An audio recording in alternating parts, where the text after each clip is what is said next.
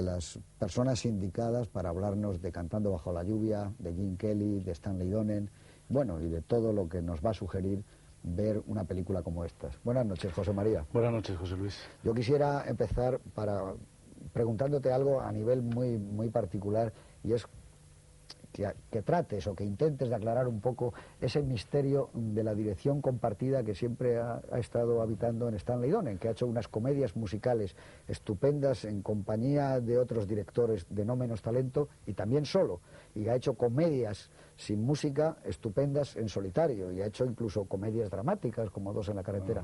Pero ciñéndonos a Cantando bajo la lluvia, ¿cuál sería ese misterio compartido de Kelly y de él? En cualquier caso sigue siendo un misterio. Y ese es el gran misterio que mucha gente trata de dilucidar. ¿Por qué cuando Stanley Donen dirige con Gene Kelly en esa trilogía fantástica y maravillosa que empieza en On the Town y acaba con Siempre hace buen tiempo, hace 3 películas muy considerables? ¿Y por qué de repente cuando hace películas solas musicales como Royal Wedding y demás no alcanzan el nivel de esas otras? Luego vuelve a unirse a George Abbott para hacer 2 musicales, Damn Yankees y The Pajama Game, y uno de ellos, The Pajama Game, es fantástico, es una también de las grandes obras del musical.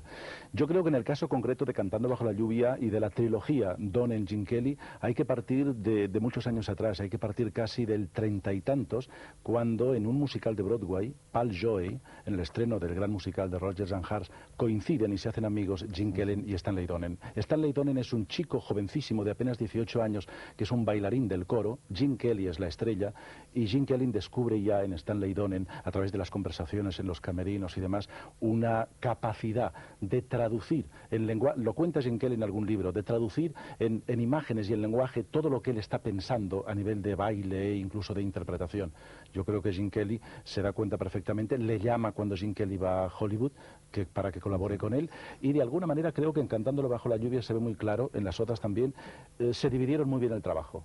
Stanley Donen se ocupaba de la caligrafía cinematográfica, de traducir aquello en imágenes, de los planos, de las secuencias, de la duración de una secuencia determinada, y Gene Kelly se despreocupaba de eso para ocuparse de lo que es el alma, para transmitir a través del baile y a través de los actores, y esa combinación puede que sea el milagro, pero en cualquier caso sigue siendo un misterio. Sí, es un misterio porque luego Gene Kelly en solitario ha hecho también musicales. Claro. Bueno, Hello Dolly es otro musical espléndido. Pero curiosamente ninguno de los musicales en solitario de Gene Kelly y ninguno de los de Stanley Donen llegan a la altura de un Cantando bajo la lluvia. Claro, también quizás es la historia de una gran amistad que había entre ellos. Sí, de una gran amistad, y no solamente de ellos dos, en el caso de Cantando bajo la lluvia y de otras de la trilogía On the Town, y habrá que referirse continuamente a esa trilogía, sino no solamente ellos dos, sino otra pareja de colaboradores, eran íntimos amigos todos ellos, y yo creo que el gran milagro y misterio de Cantando bajo la lluvia, de que saliera tan redonda y tan perfecta, es que era una película hecha entre amigos, que se querían mucho entre sí y que querían mucho al cine. Es un homenaje al cine y un homenaje, un canto a la amistad de ellos mismos. Me refiero a la pareja de Betty Comden y Adolph Green, claro, guionistas y autores de las letras, no solamente de las canciones, curiosamente no de esta película, sino de otras muchas películas, pero sí autores de este guión. Este componente de amistad y de cariño entre ellos y al cine al que iban a homenajear en Cantando bajo la lluvia es lo que dio esa sal que no tienen otras películas, seguro. Eso te iba a decir, que quizá también a toda la gente que ama el cine le gusta mucho esta por encima de otras porque es un homenaje al cine dentro, claro, del cine, ¿no? Y no solamente eso, sino porque en Cantando bajo la lluvia hay una especie de lección de historia del cine. De repente, a lo largo de 90 minutos, le informan a uno de cómo empieza el cine sonoro y le informan a uno de cómo se inventa prácticamente el doblaje y el playback, y le enseñan a uno cómo se hacen los trucos del viento y para crear un ambiente en el estudio emotivo, romántico. Entonces es como destripar el mundo del cine y ofrecérselo al público, y yo creo que el público agradece ese ofrecimiento que la gente del cine hace en la película y lo recoge maravillosamente bien y se emociona y se enternece ante ese mostrarse casi desnudo ante el público, que es Cantando. ¿Hubiera sido posible sin la generosidad de Metro-Goldwyn-Mayer, de aquella Metro de entonces? Bueno, sí, yo creo que no hubiera sido posible sin la generosidad, no ya de la Metro y del señor Meyer, sino de Arthur Fleet, que tuvo que luchar muchísimo con el señor Meyer para hacer en esa época películas tan fantásticas como esta, o como The Bandwagon, o antes El Pirata, o muchas de las que hablaremos luego. Quizá... No hay que olvidar el nombre de Arthur Fleet, que me parece tan fundamental, o más casi que el de Gene Kelly y Stanley Donen, porque es el señor que propició todo esto. Y quizá cuando termina la era de los grandes musicales en Metro-Goldwyn-Mayer, ni Donen ni Kelly vuelven a ser los mismos. Nada. Y hay un dato curioso que también merece muchísima reflexión, que es que yo creo que el gran momento de la comedia musical como género cinematográfico se acaba y lo entierra Gene Kelly con Hello Dolly. Yo creo que después de Hello Dolly es una película musical de mucho éxito, de muchísimo éxito, pero en comparación a su original teatral deja mucho que desear. No es una gran película, no es una de las grandes películas musicales, aun cuando ha tenido un éxito popular enorme. Yo creo que ese es el final de lo que es de la gran época del cine musical como género. Tú sabes que había una imagen muy característica, la película la hizo la Fox, y durante muchos años la entrada en Fox era la calle mayor aquella, con el jardín de la Armonía. Exacto. A la izquierda, y ya ver aquello con el elevado que estaba, te daba la imagen de que algo había pasado ya. No ya solo sobre la Fox que había desaparecido, sino sobre el cine. Sí, esa calle es la famosa calle 14 de Nueva York, claro. Que en un momento determinado, al lado de Union Square, era el centro de la vida neoyorquina, del downtown en esa época. Y durante mucho tiempo fue como un testigo de que algo había ocurrido, de que el cine había desaparecido. Para llegarlo a audiovisual. Es curioso porque a esto se le puede sacar muchísimo jugo. Imagínate que esa calle, ese decorado de esa calle 14, se utiliza en Hello Dolly para ese momento en el desfile donde Barbra Streisand canta el tema que se llama Before the Parade Passes By, que es el final de la Passes By, que es el final del primer acto en el teatro y en la película prácticamente también marca el final de la primera parte. Y en esa letra, en ese número musical, lo que está diciendo Barbra Streisand con la letra es: tengo que unirme a ese desfile de la vida, no puedo quedarme parada, tengo que vivir como los demás, porque si no la vida se me come, me arrollan los demás.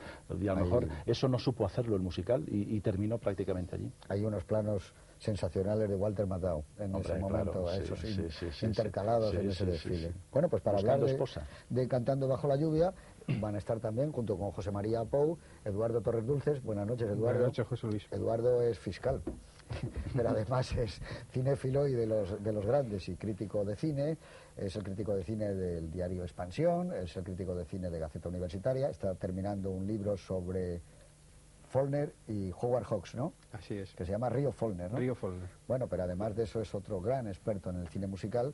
Y también, como no, está esta noche con nosotros Fernando Méndez Leite. Muy buenas noches, Fernando. Hola, José Luis. Hombre de moda, y no lo digo por tu primera película, sino por el éxito enorme que ha tenido tu último trabajo, que ha sido La Regenta, precisamente aquí en Televisión Española. Bueno, y además Fernando Méndez Leite pues es el director de la Escuela de Cine, que se pone en marcha ya por el fin, y que muchos de los que nos estarán viendo ahora, pues ya saben, durante muchos años ha habido sequía, pero ahora ya se puede estudiar la carrera de director de cine, ¿no? Sí, en breve. Estamos en ello, ¿no? Estamos empezando además a levantar el tinglao, que no es fácil, pero en fin, yo supongo que... ¿Cuánta gente se ha presentado? Pues más de 600 candidatos. ¿Para cuántas plazas? Para 50 plazas. Va a ser duro, ¿eh? Examen duro. Además de eso, naturalmente, Fernando Méndez Leite es uno de los más prestigiosos críticos de cine que ha habido en España, que ya empezó en la mítica Film Ideal, y bueno, creo que nos va a aportar también su conocimiento para que todos pasemos un rato muy divertido después de ver Cantando bajo la lluvia, que la vemos ya mismo. Bueno, pues aquí seguimos, mucho más alegres y mucho más divertidos que hace 1 hora 30 y tantos minutos. Para centrar la película en el tiempo, en el contexto que dicen los eruditos, en el año 52 terminó el racionamiento en España, murió Jardiel Poncela, murió Paul Eluard, se estrenó Candilejas, de Chaplin, también Tres sombreros de copa, de Miguel Miura, murió Eva Duarte de Perón, Zatopek fue la estrella en las Olimpiadas en Helsinki, y se edita El viejo y el mar, y también fue el Congreso Eucarístico de Barcelona, donde iba José María Pou con una banderita. Y bueno, y en ese año me parece que Fernando Méndez Leite y yo hicimos la comunión, ¿no? La primera comunión. Luego hice muchas más, pero muchas no, fue la primera. No, bueno, ahí fue el año 52, que tú debías ser muchísimo más joven que nosotros. Sí, yo ni fui al Congreso Eucarístico y estaba muy lejos de la primera comunión. No eras fiscal todavía. No, me quedaban unos cuantos años. Bueno, vamos a ver, pues tú mismo, ¿qué te ha parecido volver a ver ahora?